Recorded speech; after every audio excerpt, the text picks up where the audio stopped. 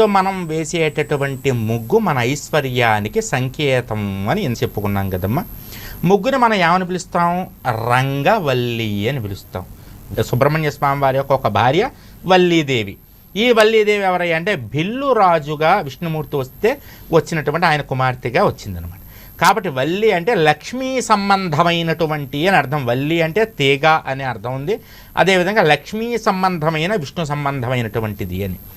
రంగవల్లి అంటే ఎవరి సంబంధం ఇప్పుడు వచ్చింది? దానికి లక్ష్మీ సంబంధమే వచ్చింది.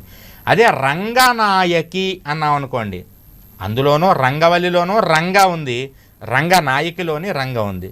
రంగవల్లి అంటే లక్ష్మీప్రదమైన, రంగనాయకి అంటే సరస్వతి ప్రదమైన అని అర్థం అనమాట.